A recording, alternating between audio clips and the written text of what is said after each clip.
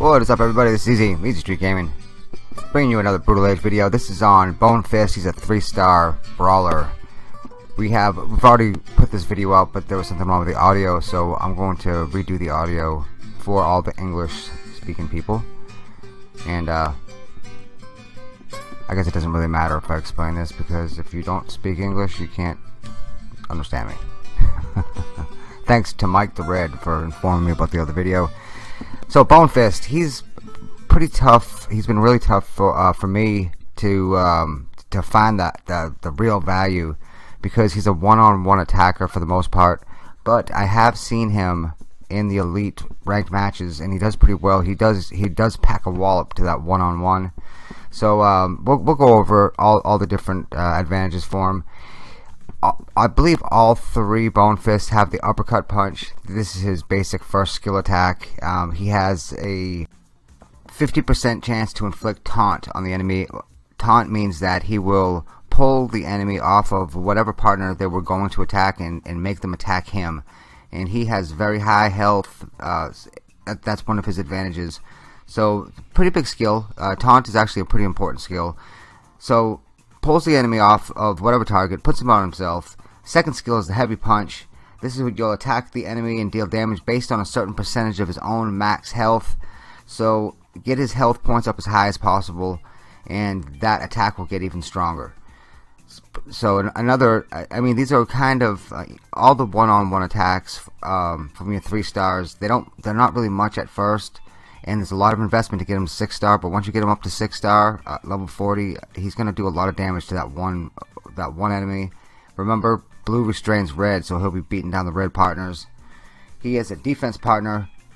He will, let's see here, his leader skill, he does 30% defense to all the wise partners, so only blues. He also has the inspire skill for the Shaman in the army. So if he is in the partner battle and he survives the partner battle, he will increase your Shaman's morale by 30. And let's see, he right from the beginning he can go all the way up to the 3rd awakening, and at 3rd awakening he gets a new skill called Will of the Warrior, and this is a passive skill, which means he has it all the time. It reduces all received damage by 25%. So pretty good passive skill as well. Green is different than the other two. We'll start off with his leader skill. Same, it's defense 30%. That's to the wild only, to the green partners only. He's got the restrain legion skill, and that is if he survives the battle, the enemy warriors will be reduced by 30. So restrain is for the enemy. And you know, one of the things I don't like about the restraining the enemy is you don't always know what they're going to send. So you could have Bonefist in there and he's restraining the enemy warriors, but they don't even send warriors, so it's kind of a risky thing. First skill, same as the others, is the uppercut punch, and it's the same stats. He does a 1-versus-1 attack with a 50% chance to taunt the enemy for 1 round.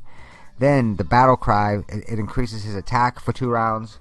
It can also dispel 2 debuffs for each team member. So he increases his attack and then also dispels up to 2 debuffs for his own team. That's pretty strong.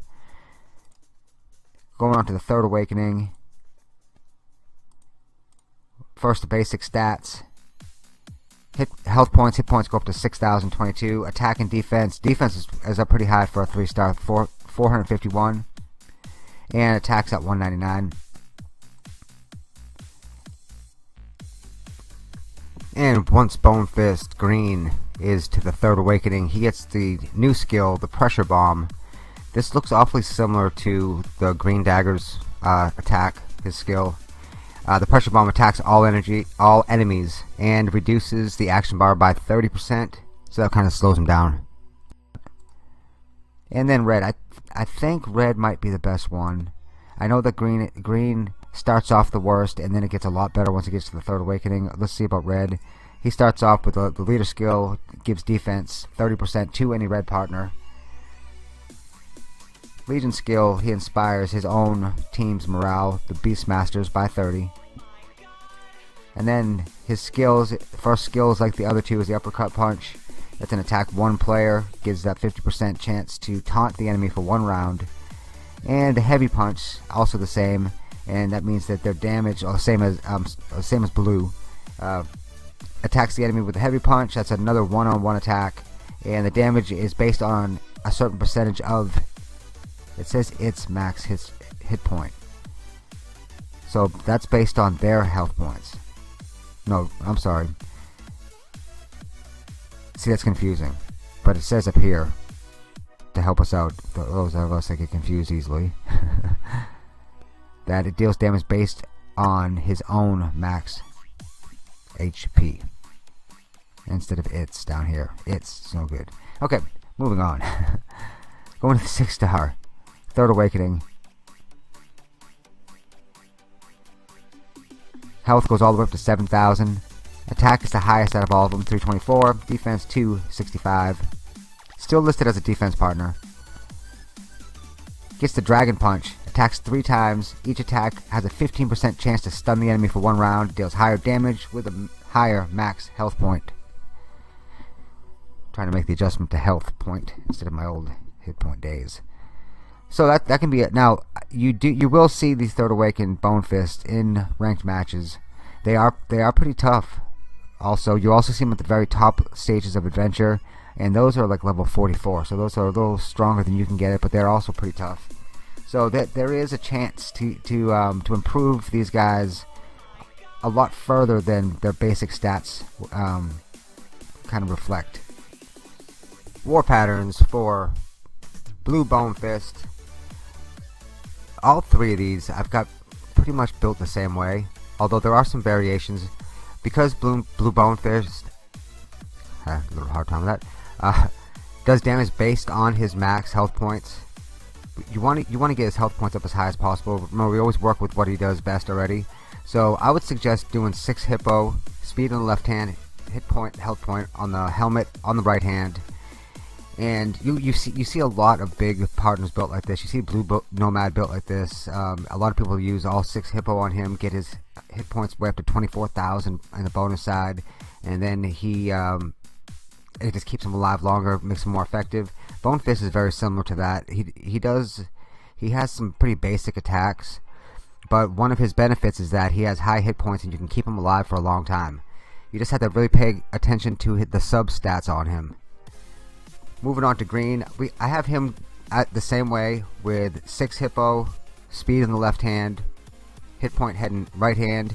Even though he does do a debuff, but the debuff is already pretty much set in stone, so I don't see how like Corsac or not Corsac, how like Owl who can help raise resistance, how that will even help out much, because he's already got a set limit. He'll debuff up to 2 of he'll debuff twice of all the partners on his second skill. So I don't really see how you can improve on that with his war patterns. What you can improve on is his other skills by getting his hit points up as high as possible. Again, he's got high health already, so by making sure you get the health point percentage on the helmet right hand, and then look at the sub stats on the bottom 3. The bottom 3 have already set in stone. They're already plus attack, plus defense, plus hit point. So just make sure that they have hit point percentage in those patterns as well. And as we get into red is built the same way, same strength as the other 2. But what I haven't really got into on any of them until now is that there is an option that I've actually seen quite a few times, and that's instead of using 6 hippo, you can use the cat war pattern. Cat's always a good alternative. There's most partners, there's only a few that I can think of, like Green Nomad is one that cat wouldn't benefit. So most of your partners could use cat, because the faster your partners are, the more attacks they get in, the better they defend everything usually. So you can also go with cat in whale, and you'll lower his actual max health point, but you will gain, if you use whale, you'll gain 8% for everyone else in the team. And then he'll also be faster, so be getting the attacks, the reps in a little faster too. So I think that cat and whale or cat and hippo could also be helpful with it as well. So hope you enjoyed the video. I know that I'm not a huge help with Bonefist because I haven't really used him myself, but I did do a couple hours of research. Hopefully it helps somebody. Up next, like at the end of every one of our partner guides, we have Zirkin the Blonde with your daily dose of drama. So I get into that, so it's pretty cool. Once again, I'd like to thank everybody. Till next time, it's been easy. Take care, everybody.